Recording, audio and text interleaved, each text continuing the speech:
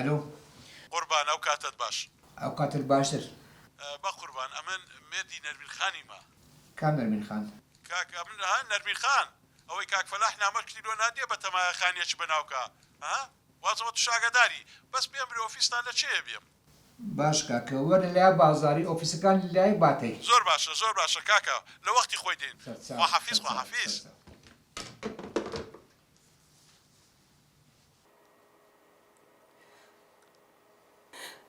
بەڕاستی چیرۆکێکی زۆر تراژی دیات هەبووە.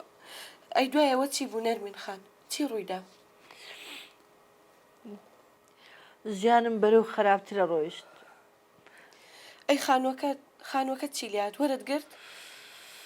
نەخێر ڕۆژێکیان ئیبراهیم هاتەوە ماڵێ و فەرتەنەکی دروست کرد.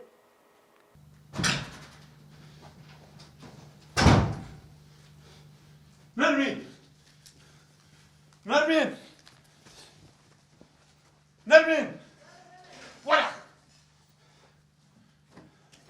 وەرە بابا وەرە ژنەکەم عاقڵ بە وەرە دانیشە. ئەوە چوم تەلەفۆنم کرد لەگەم حەمێکی گوتی بەبێ ژنەکەت هیچمان پێ ناکرێت ئەو جاهتە زۆر باوڕێ. پیاوەکە من چەند جار بتومت من ئەو خانوویەم ناوێ. چێ تۆ بەڕاستە چێ بەخت لە دەرکەمانیدا لۆ پێ لە بەختی خۆت دەنێ هەستە با بڕۆین هەستا نامهێنە بەناو من بکردنە و خانوویەشم چێ هەستە با بڕۆین هەستە لۆ بە کەیفی خۆتە بڕۆ پێشکەوە نایە لەلا دەی پێشکە دەی لەلا بڕۆ دەی.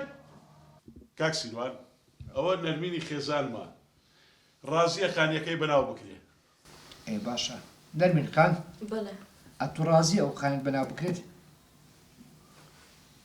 بەڵێ ڕازی هەی ئافرین نەرمین ئافرین نەمگۆ ڕازیە بەڵام دەتوانم کاغەز و قەڵەمێک وەرگرم. وەرە فەرموو. بیری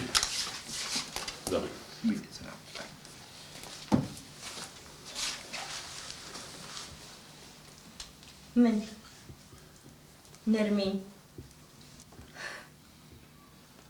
دەم هەوێ ئەم مڵکە بکرێتە قوتابخانەیەک یەکێک لە گوندەکانی کە پێویستیان بە قوتابخانەیە. نەرمینە تو لەوە دەکەی کچە لۆ شەق لە بەختی خۆت دەدەی لۆ لێ ناگەرە و خانێ بەناو بکرێ ئەوە ژیانەمە تێداینا. کاکە هەناوی بە قوربان ناوی سەبر. ناشم هەوێ لە لای هیچ کەسێک باز بکرێت کە منە و مڵکەم بەخشیوە بە قوتابخانەیە. شتیوانیە هەستا بڕێن هەستا ئەمە لە دوای دێنەوە هەستا پێشکۆ ڕازی نیمە بە قوربان ئەو هەناوی جان بڕۆ پێشکۆ بڕۆ دەی پێشکۆ دەی.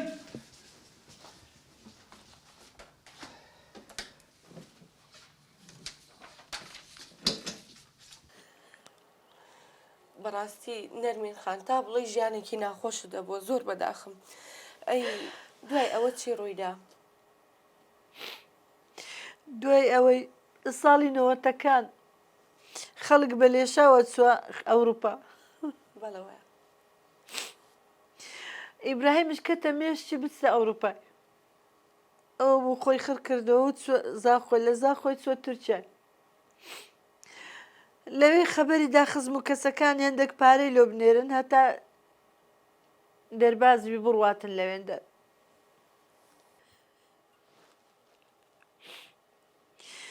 خەبەر هات گوتیان لە بەحری ئیجا یەختێک نقم بووە. 2 ڕۆژ پێچوو ناوەکان خیندرانەوە.